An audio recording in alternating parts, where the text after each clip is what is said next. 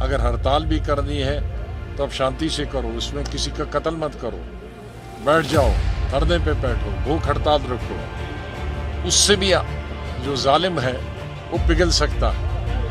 जालिम को मारना नहीं है, अपने आप पर जुल्म करो तो उससे ही वो जालिम खत्म हो जाएगा और आप पर रहम आ जाएगा। तो ये एक नया फार्मूला महात्मा गांधी ने दुनिया में, हिंदुस्तान में अपनाया और उसके बाद बहुत सारे देशों में, साउथ अफ्रीका उसकी सबसे बड़ी मिसाल है, इसलिए अफ्रीकन में कई ममालिक हैं और कई ममालिक हैं जिन्होंने उसी रास्ते को अपनाया।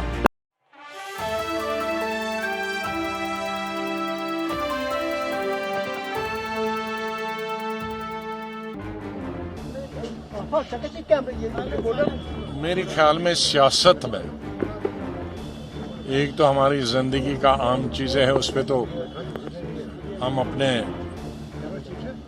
मजहब से जुड़े हैं और हमारे हर मजहब का मानने वाला अपने अपने मजहब के रास्ते पे चलता है, जो हमारे पीर पैगंबरों ने दिए हैं।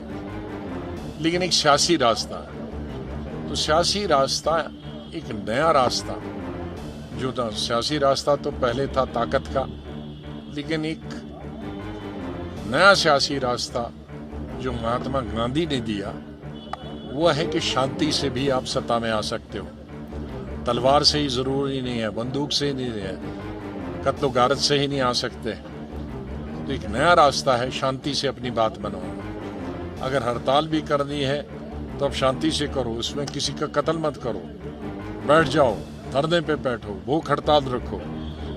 उससे भी जो जालिम है वो पिघल सकता है। जालिम को मारना नहीं है, अपने आप पर जुल्म करो तो उससे ही वो जालिम खत्म हो जाएगा और आप पर रहम आ जाएगा। तो ये एक नया फार्मूला महात्मा गांधी ने दुनिया में, हिंदुस्तान में अपनाया और उसके बाद बहुत सारे देशों में, साउथ अफ्रीका उसकी सबसे बड़ी मिसाल है, इसलिए अफ्रीकन में कई ममालिक हैं और कई ममालिक हैं जिन्होंने उसी रास्ते को अपनाया और आज वो आगे चल रहे हैं। और जो ताकत के बलबूते पे आए हैं वो भी आज गांधी जी के उसी फिलॉसफी को मानते हैं और कहते हैं काश गांधी जी 300, 400, 500, 1000 साल पहले आए होते राजनीति में, तो शायद राजनीति में पावर हासिल करने में, बादशाह बनने में, राजा बनने में, महाराजे बनने में शायद इतना कत्लोगारत नहीं होता था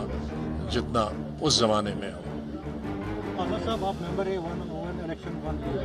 वन नेशन, इस पे सर अभी तो प्रिलिमिनरी मीटिंग हुई, अभी सब राजनीतिक तय हुआ है। पहली मीटिंग में प्रिलिमिनरी इंट्रोडक्शनरी मीटिंग थी और मुझे नहीं लगता है उसमें कोई जल्दी है। कई लोग कह रहे हैं कि अभी लागू होने वाला है, मुझे नहीं लगता है कि ऐसा कोई जल्दी वाली बात है, क्योंकि अभी national parties, recognise parties, regional parties, बहुत सारी पार्टियों को बुलाना है और ये भी गलत सोचना है कि भाई हम अपने आप में ही फैसला लेंगे। वो इस तरह से फैसला नहीं होगा, सबसे पूछताछ की सबसे बात होगी। आपको लगता है कि वुमेन रिजर्वेशन बिल लेट आ गई? बहुत लेट नहीं, चलो लेट तो हुई है, तो 15-20 साल पहले आनी चाहिए थी, बल्कि 30 साल पहले आनी चाहिए। लेकिन आज के इस दौरान में इवन जब कोशिश भी पहले की गई तो एक पार्टी मानती थी। इवन यूपीए में जब हम लोगों ने लाया उस वक्त भी हमारे अपने ही दल वाले उसके खिलाफ थे, तो यूनानिमिटी नहीं बनती थी। तो कम से कम एक चीज तो होगी कि अब यूनानिमिटी सब लोगों ने लोकसभा और राज्यसभा में मिलकर इसको पास किया। तो इसलिए सरकार को भी बधाई और उन तमाम राजनीतिक दलों को भी, राजनीतिक पार्टियों को भी बधाई हो, चाहे वो नेशनल हो या रीजनल हो, कि जिन्होंने अपनी जिद पर वो अड़े नहीं रहे और इस दफा उन्होंने मान लिया। साहब, यहाँ पे रूमर चल रही है कि यूएलबी इलेक्शन होगी, ना असेंबली इलेक्शन होगी, ऐसे कभी हो सकता है, देर से हो सकते हैं, लेकिन ये सोचना कि कभी इलेक्शन ही नहीं होंगे, ये तो सफेद काली बर्फ गिरने वाली बात है। जमहूरियत में इलेक्शन नहीं होगा तो जमहूरियत ही नहीं होगी। इसलिए जमहूरियत का जो बुनियादी चीज है वह है इलेक्शन, और इलेक्शन ड्यू नहीं है, ओवर ड्यू से भी ओवर ड्यू है। ये ज़रूरी है, ख़ास तौर से हमारे असेंबली के इलेक्शन। पार्लियामेंट के तो इलेक्शन होते ही आ रहे हैं, उसमें कोई दिक्कत नहीं हुई, लेकिन पार्लियामेंट के इलेक्शंस बहुत ही ज़रूरी हैं क्योंकि उनमें तो बहुत अरसा हुआ।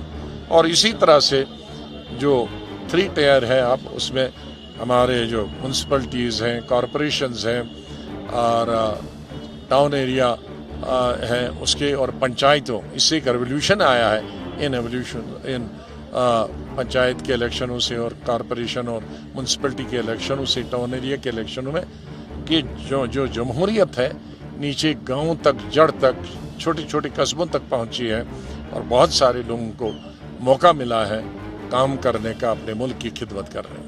कल फारूक साहब ने अपोजिशन पार्टी मीटिंग कर, लेकिन DAP को इनवाइट नहीं किया।